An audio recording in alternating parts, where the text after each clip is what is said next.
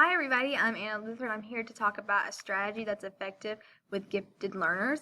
The strategy is from Advancing Differentiation by Richard Cash, EDD, and I found it very helpful to use with my students while we were reviewing environmental issues of Africa. So without further ado, let's jump into it. So this is called Roundtable Review, as you can see on the screen. So at the end of the unit, what I did, I was grasping for a review strategy, and I came across this. And I thought, why not just give it a try? It's very low maintenance, very little setup, and can be used cross-curricular. So I thought, why not? So what I did is at the end of the unit, I created 4 cards representing the 4 environmental issues that we had just finished studying, and I put it on tables in the back of the room. I laminated them because, students have a tendency to walk away with certain things. So anyway, I had that prepared before the students came in. And when they came in, I had this chart, which I will scroll to show you,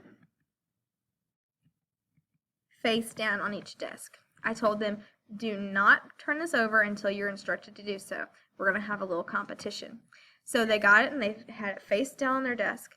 I pulled up onlinestopwatch.com, or you can use Google Stopwatch, whatever, that's very flexible. And I asked them to please name the 4 environmental issues that we had studied in this unit. They had 1 minute on the stopwatch.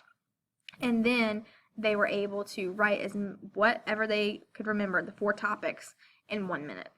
So after much thought, the timer was up and we reviewed the topics.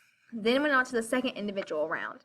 So they had 3 minutes this time to write whatever they could remember about the topic relevant. They weren't supposed to guess. If they didn't know anything, they could wait during this time. But whatever they remembered, they could say, this is an issue in South Africa. This is an issue here. This is the effect of this issue. Cause, effect, whatever.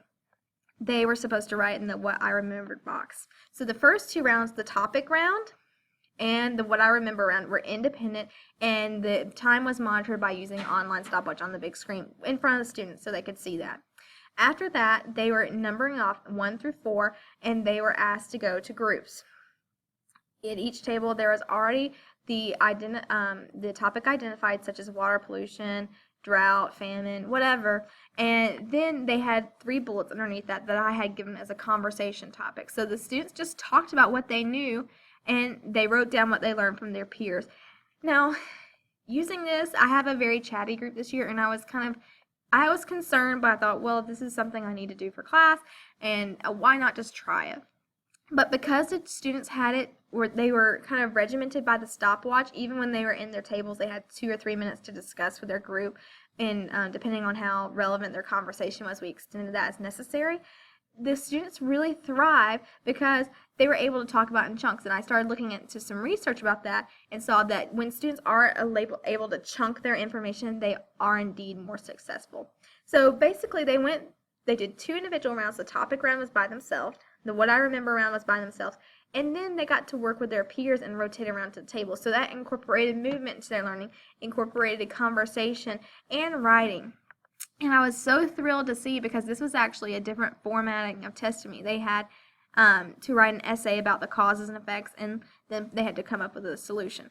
The essay tests were so much better because they had that chance to kind of brainstorm and get their thoughts together with this type of review. This could also work with body systems in science. It could work in language arts, like if you're talking about alliteration, figurative language, whatever. This can work cross-curricular, and it's very easy. Because students are able to get up and move around during this time, and because they're able to socialize with their peers, it really helps them talk about it and get multiple modalities. They get to write it down, they get to listen to it, and they get to talk about it. So that is why I found it to be so successful in my classroom, and hopefully you'll be able to find it successful with your gifted students as well. Thank you.